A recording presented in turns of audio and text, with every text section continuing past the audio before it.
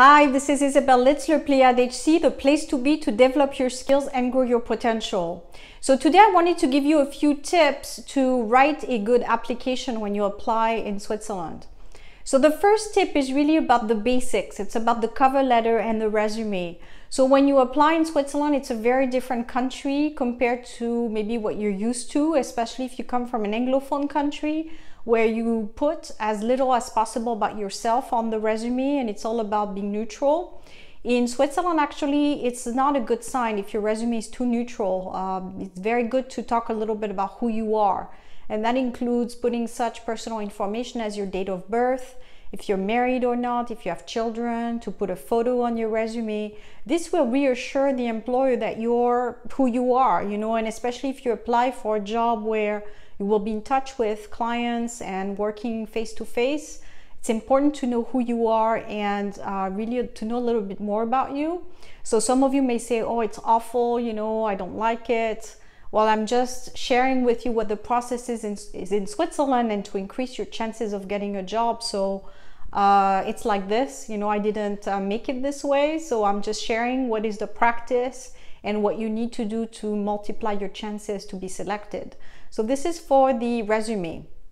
For the cover letter, the Swiss tend to also pay a lot of attention to cover letters. It's also a sign of who you are, how you write. Are you making, are you making mistakes? Do you have a lot of typos?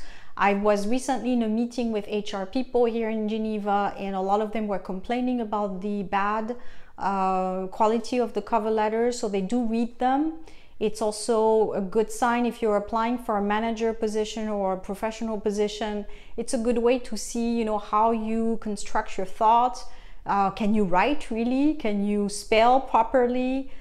Which font are you selecting? So really make sure it's your image. Make sure that you look nice. Your cover letter looks nice. Your photo in your resume is professional photo. It sounds like a detail, but most people don't pay attention, or they want to cut it short. They want the easy way. Let's make a quick resume and cover letter.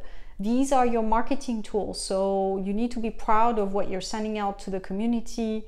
I would also really try to stop you from sending massively your resume.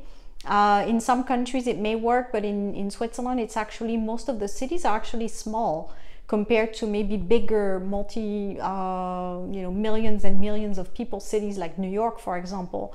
So really what you want to do is make sure you apply the right place. So your cover letter and resume are your marketing tools, and you want to show a good image of yourself and send them to the proper places. So that's number one.